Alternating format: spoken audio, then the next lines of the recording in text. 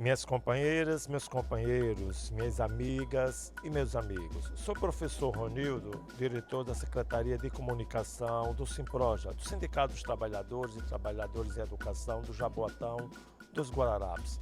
E nós estamos realizando nosso Simproja Cast aqui, direto do CFL, do Centro de Formação e Lazer do Sindesprev, onde nós tivemos vários debates. E um dos debates que nós iremos apresentar logo a mais para vocês foi com o jornalista Breno Altman, onde ele fez um debate acerca da conjuntura internacional, nacional e local. E tivemos o nosso companheiro Dilson Marques, da Secretaria de Formação, que fez esta entrevista com Breno. E convido a vocês para poder assistir agora o nosso Simproja Cast. É público e notório as posições da extrema-direita quanto à sua opinião a respeito do genocídio que está sendo praticado lá contra o povo palestino. Fala um pouco disso, por favor. A extrema-direita no Brasil e no mundo, ela é diretamente vinculada ao regime sionista, diretamente vinculada ao Estado de Israel, tanto por razões políticas quanto também por motivos religiosos. Há uma aproximação já muito antiga entre certos grupos neopentecostais e o sionismo religioso, setores da religião judaica, entre neopentecostais, entre grupos neopentecostais e setores da religião judaica. Então, é natural que essa extrema-direita, embora não seja de judeus, ela defende o Estado de Israel, às vezes com mais agressividade do que os próprios sionistas o fazem, não é? Então era de se esperar que a extrema-direita, depois do 7 de outubro, com o genocídio do povo palestino, ela fosse um destacamento de vanguarda no apoio ao Estado de Israel. Essa é a razão pela qual a extrema-direita no Brasil colide tão frontalmente contra vozes, como a minha e muitas outras, que defendem a causa palestina. Eles abraçam o Estado de Israel como se o Estado de Israel fosse o grande símbolo do projeto deles para o mundo, porque o Estado de Israel é um Estado militarizado, é um Estado teocrático, é um Estado com uma religião oficial, é um Estado brutal na luta contra o Oriente, contra os muçulmanos, contra os islâmicos, na cabeça da extrema-direita, contra o que seriam as ideias socialistas, porque, afinal de contas, Israel, ao se confrontar contra os palestinos, também está se confrontando contra a Rússia, contra a China, ao mesmo tempo em que se alia aos Estados Unidos. Então é natural essa reação da extrema-direita, na minha opinião. Ok, Ben. Todos nós sabemos também que você tem uma descendência judaica, né?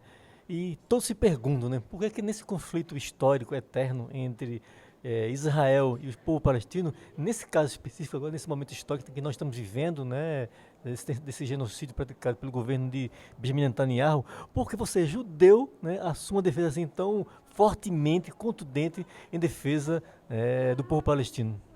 Olha, primeiro porque sionismo não tem nada a ver com judaísmo, não é? O sionismo é uma corrente ideológica que atualmente é majoritária entre os judeus, mas é apenas uma corrente ideológica. Vamos fazer uma comparação. O sionismo está para os judeus como o nazismo esteve para os alemães ou o fascismo esteve para os italianos. Então, você ser contra o sionismo não quer dizer você ser contra o judaísmo. Da mesma maneira que ser contra o nazismo não era ser contra os alemães, e ser contra o fascismo não era ser contra os italianos, né? Então, o sionismo é uma corrente ideológica surgida no final do século XIX, que sempre propôs uma solução para a questão judaica, uma solução racista e colonial. Racista porque a proposta do sionismo é criar um Estado judeu, um Estado étnico, não é um Estado nacional. Os judeus não são uma nacionalidade.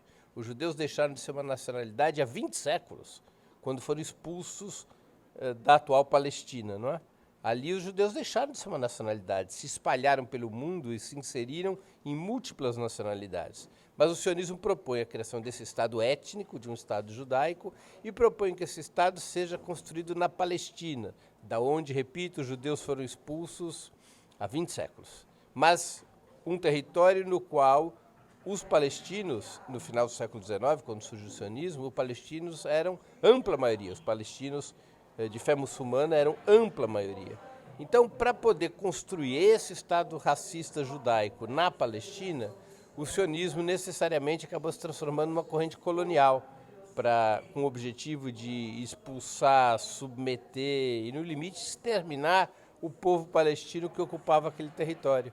Então, o sionismo, como corrente ideológica, ele é muito aparentada do nazifascismo. Veja que ironia, não é? O nazismo matou os judeus, fez um genocídio contra o povo judeu, mas o sionismo é da mesma família das correntes nacionais chauvinistas, racistas e coloniais que o nazismo. Na minha condição judaica, eu, para ser consequentemente humanista, para ser consequentemente democrático, de esquerda, socialista, eu só posso ser antisionista. Eu tenho que lutar contra o sionismo como fiz a minha vida inteira e como antes de mim meus pais e meus avós fizeram a vida inteira. Eram judeus, mas judeus antisionistas, porque o sionismo representa essa doutrina, essa orientação racista e colonial que deve ser combatida. Certo. Dando um pulo para a América Latina, que é um outro ponto de conflito, né? Parece-me que permanente entre o Império do Norte e o seu, aspas, quintal, como eles consideram essa região. Hoje a Venezuela e o Maduro, né, estão nas manchetes dos principais jornais, redes de TVs, plataformas da web o tempo inteiro, né? Há um confronto direto, né, entre o Império, né, e as forças, né, libertadoras que sempre o enfrentar historicamente aqui na região. O Maduro, né, mesmo com toda essa dificuldade, né, das famosas atas aparecerem, que são até cobradas pelo nosso governo, né, o Maduro tem legitimidade para reivindicar, né, a sua vitória eleitoral? Eu não tenho dúvidas a esse respeito. Eu estive na Venezuela cobrindo as eleições como jornalista, conheço bastante o processo venezuelano, fui dezenas de vezes à Venezuela nos últimos 25 anos e confio plenamente, pelo que eu pude observar, pelo que eu pude verificar, que as eleições foram limpas, transparentes e que o vitorioso é Nicolás Maduro. Eles tiveram um problema grave no dia da apuração, que não foi de responsabilidade deles. Eles sofreram um violento ataque cibernético naquela noite. Há provas, inclusive, fornecidas por entidades norte-americanas sobre esse ataque cibernético. É um ataque que é um ataque de DDoS, é um tipo de dado que é jogado num determinado sistema para que esse sistema extrapole sua capacidade de processamento. Para que foi feito esse ataque? Para impedir a transferência dos dados das urnas para o centro de apuração, gerando uma confusão, um caos, no qual pudesse emergir mais uma tentativa de golpe de Estado contra o governo de Nicolás Maduro. Então, ocorreu essa situação, isso provocou um atraso na apuração, na apresentação das atas, a oposição tentou apresentar suas próprias atas e, com isso, obter reconhecimento internacional. Isso gerou uma situação de ainda maior confusão. A oposição ali apostou nas 72 horas seguintes ao pleito, apostou numa onda de violência por todo o país, uma onda que estava nitidamente planificada, porque eles escolheram pontos estratégicos do país para desencadear a violência. Eu estava lá, eu vi, eles, em horas depois das eleições, eles ocuparam a estrada que levava Caracas ao aeroporto, tomaram o aeroporto. Isso não é espontâneo, isso é planificado antes, esses pontos de violência, não é? A situação já se normaliza na Venezuela e o presidente Nicolás Maduro fez aquilo que é o correto numa democracia. Ele recorreu à Corte Suprema, para que a Corte Suprema chamasse para si a decisão sobre aquele processo, reivindicando, reclamando, determinando que as atas do Conselho Nacional Eleitoral, que as atas da oposição, que as atas do partido do governo, que toda a documentação, que todo o material fosse enviado à Corte Suprema para um periciamento adequado, para uma verificação adequada, e nos próximos dias nós vamos ter uma decisão da Corte Suprema, que é a única instância que pode decidir sobre a legitimidade das eleições venezuelanas. Não existe no direito internacional nenhuma hipótese de controle internacional de um processo eleitoral, seja por instâncias como as Nações Unidas ou a Organização dos Estados Americanos, seja muito menos ainda por parte de governos estrangeiros, né? Imagina se a moda pega, ou seja, que a cada processo eleitoral que um país realiza, governos estrangeiros é que tem que determinar se esse processo foi ou não legítimo. Na nossa América, nós rapidamente veríamos acontecer situações nas quais, quando um governo que não está de acordo com a política norte-americana é eleito, os Estados Unidos dizem: a eleição não está válida, a eleição foi fraudada, vamos decidir fora desse país qual foi o resultado das eleições. Seria uma aberração, uma violação da soberania dos países, né? Então eu considero que o Nicolás Maduro foi legitimamente reeleito, ele cumprirá mais um mandato de 6 anos a partir do dia 10 de janeiro de 2025, um mandato que irá, portanto, até 10 de janeiro de 2031. Novas eleições acontecerão em 2030, como prevê a Constituição venezuelana, e eu espero que o governo brasileiro consiga superar suas dificuldades e rapidamente reconheça a vitória de Nicolás Maduro, como fizeram já vários países do mundo, cerca de 50 países, entre esses alguns aliados muito importantes do Brasil, como Rússia, China, Cuba, Bolívia, que já reconheceram a vitória de Nicolás Maduro. Ok, Ben, ainda não fugindo, né, da temática Venezuela, que é muito discutida, né, inclusive no nosso meio sindical de esquerda, né, é óbvio que esperar a reação, né, e como a cobertura é feita pela imprensa corporativa, é isso mesmo. Né? E não espera nada além disso. Agora, na sua opinião, por que amplos setores da esquerda, não é, eles têm essa consonância, né, com determinadas posições dessa imprensa corporativa no que diz respeito à eleição venezuelana? Olha, eu creio que há distintas razões, há muitas razões para isso. Há um problema de baixa informação e baixa formação. Nós temos um problema de formação na esquerda brasileira grave, não é? Especialmente nas novas gerações. As gerações mais antigas tinham melhor formação, porque os partidos de esquerda eram mais organizados, porque havia maior empenho das direções dos partidos e dos sindicatos em formação político-ideológica. Não é? E nós temos uma máquina de propaganda estabelecida, especialmente depois dos anos 90, que divulga como verdadeiro o pensamento emitido a partir do sistema imperialista liderado pelos Estados Unidos. Você pega a cobertura, por exemplo, que a imprensa faz sobre o genocídio do povo palestino. Os grandes veículos de comunicação, os veículos monopolistas de comunicação, eles fazem uma cobertura abertamente pró-Israel. Como é a cobertura que eles fazem sobre a Venezuela? Abertamente anti-chavista, anti-Venezuela. E isso influi nas pessoas. As pessoas acabam recebendo esse verdadeiro bombardeio midiático e se convencendo que aquelas informações são verdadeiras. Não é? Porque nós também temos uma hesitação da esquerda brasileira. Claro que é uma hesitação que foi sendo parcialmente superada em função dos números, dos acontecimentos, mas a gente também teve hesitação sobre a questão palestina. Nós não tivemos uma mobilização ampla da esquerda brasileira em solidariedade à causa palestina. Havia ali gente que, não, mas será que o Hamas não é terrorista? Será que Israel não tem razão em querer responder ao Hamas? Talvez Israel esteja respondendo forte demais, mas olha o que aconteceu no dia 7 de outubro. Muita gente falava isso. Por quê? Bombardeio midiático, falta de informação, não é? E essa dificuldade, essa escassez de informação tem que ser superada. O meu trabalho é esse, como jornalista, o trabalho de muitos companheiros, e eu acho que também é o trabalho dos sindicatos, dos partidos. Né? Então você tem essa é uma explicação que eu daria. Uma segunda explicação é que nós temos que levar em conta que houve uma grande mudança do mundo nos anos 90, quando acaba a União Soviética e o sistema socialista. A partir dali, os Estados Unidos estabeleceu uma hegemonia absoluta sobre o mundo, militar, econômica, diplomática, cultural. Não é?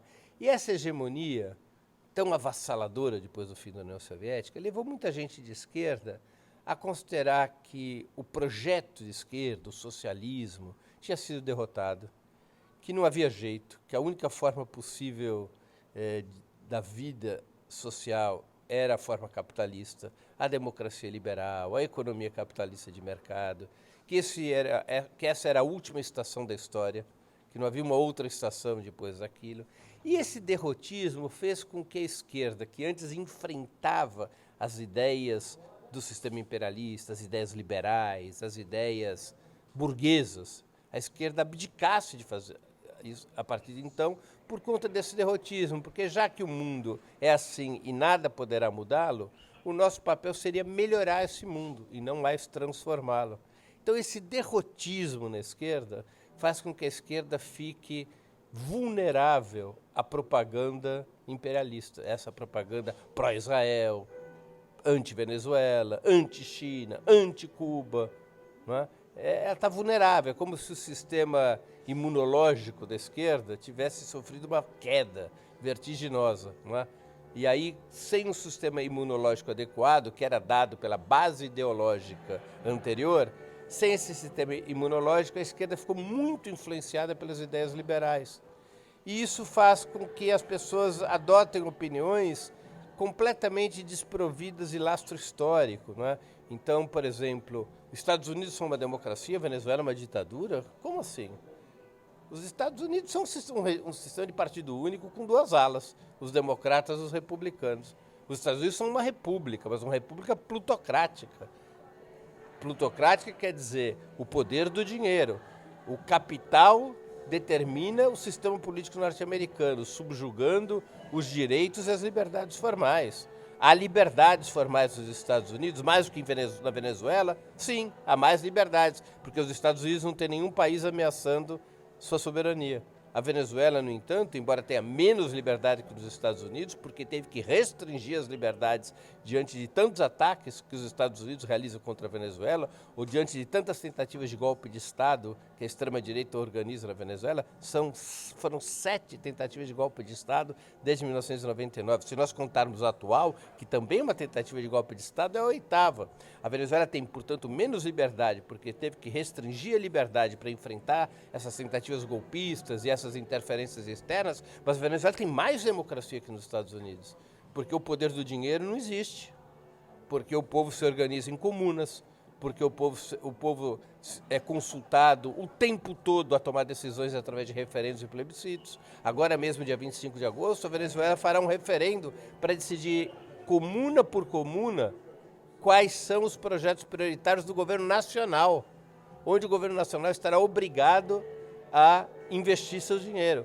Aqui no Brasil, isso é resolvido em boa parte pelas emendas impositivas dos deputados. Na Venezuela, é pelo voto popular. Onde é que irá o dinheiro do Estado? Então, é um mecanismo extremamente democrático, porque diz respeito a como vivem as pessoas. Não é? A Venezuela realizou em 25 anos 31 processos eleitorais. É um a cada 8 ou 9 meses. Não é? A Venezuela tem 22 partidos inscritos, inclusive de extrema-direita. Na Venezuela, nós tivemos vários líderes de tentativas golpistas que nunca ficaram um dia preso. Um dia de prisão sequer. Imagina se nos Estados Unidos, ou mesmo no Brasil, o sujeito que fosse presidente do parlamento se autoproclamasse presidente da República e recebesse de governos estrangeiros os ativos do país. O que a gente estaria pedindo para um cidadão desse tipo? Seja nos Estados Unidos, seja no Brasil. Na Venezuela aconteceu isso, o Juan Guaidó, que era presidente da Assembleia Nacional, porque a oposição tinha vencido as eleições parlamentares de 2015. Veja só, que ditadura é essa na qual a oposição ganha as eleições da Assembleia Nacional e governa a Assembleia Nacional, dirige o parlamento.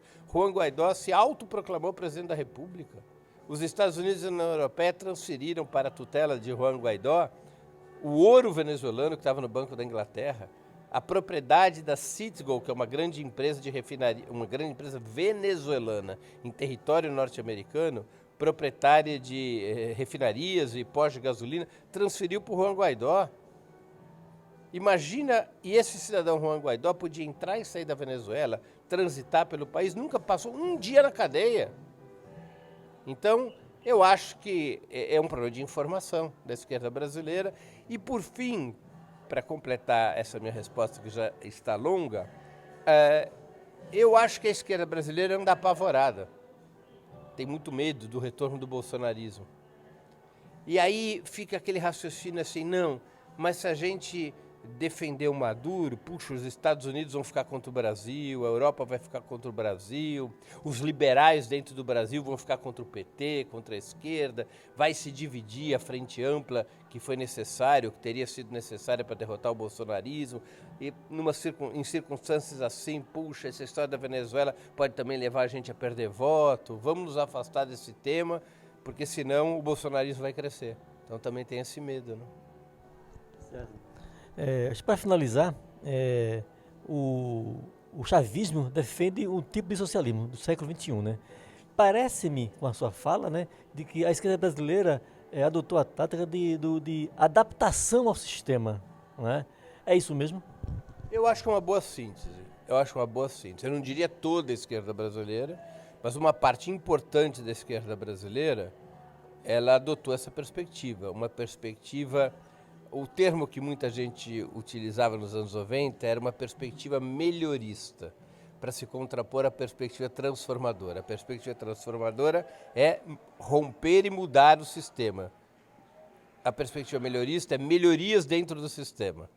Então, essa é a perspectiva que, creio eu, passou a ter muita força dentro da esquerda, ou seja, de que o limite da ação de esquerda é o de melhorar o sistema que existe e não de transformá-lo. Isso é um grande debate na esquerda brasileira e na esquerda mundial. É essa a perspectiva de esquerda, apenas melhorar o sistema que já existe. Esse sistema é insuperável, nós não podemos sair desse sistema, nós não devemos ter como objetivo romper com esse sistema. É essa a perspectiva?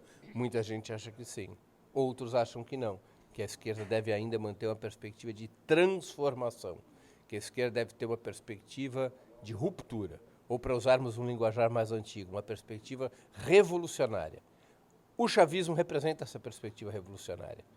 Na Venezuela, o setor hegemônico da esquerda é rupturista, é transformador, é revolucionário. Isso difere da situação brasileira, onde o setor dominante da esquerda brasileira é melhorista. Não tem como perspectiva a transformação. Ok. Agradecemos, né, essa sua aula, né, de história de geopolítica para nós, que nos ajudará bastante, né, mais adiante, né, quando formos implementar as lutas para enfrentar os desafios que discutimos ontem e hoje à tarde também fará isso aqui na conferência, na 4ª conferência de educação do Simproja. Vocês terminaram de assistir a este debate com o jornalista Breno Altman e teve o companheiro Dilson Marques fazendo essa mediação. Espero que vocês tenham gostado do nosso Simproja Cast. E para não deixar de ser, Simproja, firme na luta.